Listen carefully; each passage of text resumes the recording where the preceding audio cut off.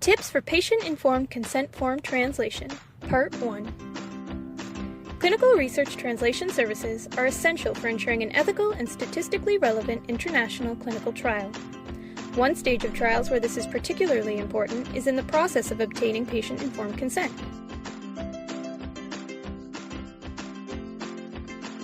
Having a thorough and accurate translation of your informed consent forms and other patient recruitment materials is necessary in order to gain FDA and IRB approval to conduct international clinical trials. So what are some of the best practices for document preparation for ICF translation? Tip 1. Conform to all recommended ICH GCP standards and guidelines and any local IRB or ethics committee requirements. Meeting specific language requirements is crucial in gaining regulatory approval. Ensure that your documents conform to these regulations by excluding exculpatory language, simplifying or clearly explaining technical wording, keeping the tone of your document as neutral as possible, and writing in a style that can be understood by everyone, not just researchers. Consent forms should be written at an 8th grade reading level.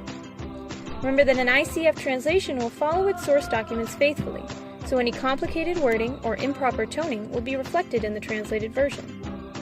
There are very specific requirements for informed consent forms that must be met for non-English speakers or individuals with limited English proficiency.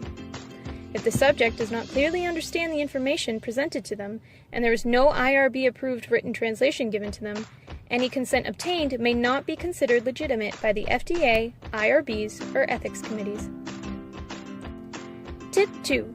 Get FDA and IRB approval of all English text before translation. As stated before, an ICF translation will faithfully reflect the text in the source documents. Therefore, if you solicit translation before your English documents are approved, any changes that may come back from the FDA or IRB will not necessarily be reflected in your final translations.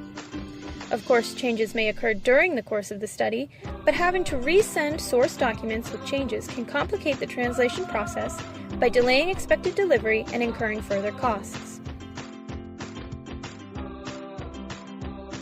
The translation agency is not responsible for any changes made to the source document after the translation is finished, or even during the translation process unless properly notified.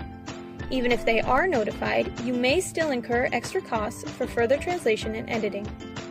Therefore, it is best to have the final English source materials approved before soliciting translation.